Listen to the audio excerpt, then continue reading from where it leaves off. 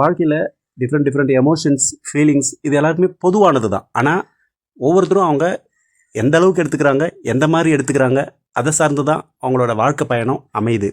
ஏன்னா வாழ்க்கையில் உருவாட்டியாவது சிரிக்காத மனுஷனும் இல்லை, உருவாட்டியாவது அழாத மனுஷனும் இல்லைன்னு சொல்லுவாங்க. பட் இந்த வாழ்க்கையில் நமக்கு வர பிரச்சனைகளை எப்படி அணுகிறோம் அப்படின்றதுல தான் அவங்க வாழ்க்கை சந்தோஷமாக இருக்கா அல்லது கவலைக்கிடமாக இருக்கான்றது அமையும். ஒரு காட்டில் ஒருத்தர் போய்கிட்டு இருக்கும்போது அவனோட முதுகில் அம்பு குத்திடுச்சு. அம்பு குத்துனதுக்கப்புறம் அது வலி உண்மையிலே தாங்க முடியாது தான். யாருக்காக இருந்தாலும் வலி ரொம்ப கஷ்டமாக தான் இருக்கும். ஆனால் அதை மேலும் நம்ம அளவுக்கு அதிகமாக பயந்து பயந்து பயந்து ஒரு 100 மடங்கு அந்த வலியை அதிகப்படுத்துகிறோம். அது உண்மை தானே? ஏன்னா வாழ்க்கையில் கஷ்டன்றது எல்லாருக்குமே பொதுவானது. அது தவிர்க்கவே முடியாது. ஏதாவது ஒரு ஸ்ட்ரகிள்ஸ், சவால்ஸ் இருந்துக்கிட்டே தான் இருக்கும். ஆனால் எனக்கு மட்டும் இவ்வளோ நடந்துச்சு, ஏன் இப்படி நடந்துச்சுன்னு அதையே போட்டு போட்டு போட்டு நம்ம ரிப்பீட் மோடில் பிரச்சனையாக கொண்டு போகும்போது அதை மிகப்பெரிய ஆபத்தாக மாற்றத்துக்கான சூழ்நிலை நம்மக்கிட்ட தான் இருக்குது.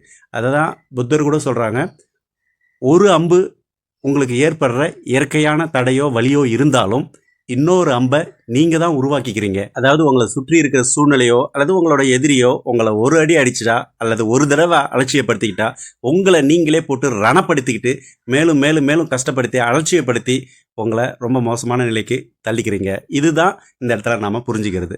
ஸோ அம்பு ஒன்று தான், ஆனால் அளவுக்கு அதிகமான பிரச்சனை இருக்கிறதா கற்பனை பண்ணிக்கிட்டு நீங்கள் ஒரு பிரச்சனைக்குள்ளாரையே சுற்றிக்கிட்டு ஒரு சுதந்திரமே இல்லாத ஒரு வாழ்க்கையை நீங்கள் தேர்ந்தெடுக்க தயாராகிடுறீங்க. இதிலிருந்து நாம் வெளியே வரும்போது தான் நமக்கான பிரச்சனைகள், நம்ம ஏற்கனவே இருக்கிற பிரச்சனைகள் அதுவாகவே தன்னை சரி பண்ணிக்கிட்டு வரும். அது இயற்கையோட நேச்சரும் கூட. ஸோ இயற்கையை இயற்கையாகவே விட்டாவே சரியாயிடும். நாமளாக புதுசாக உருவாகும் போது தான் அது பெரிய பிரச்சனை உருவாகும். இயற்கையை நேசிங்க. இனிதாய் வாழ்வும் மலரட்டும். நன்றி.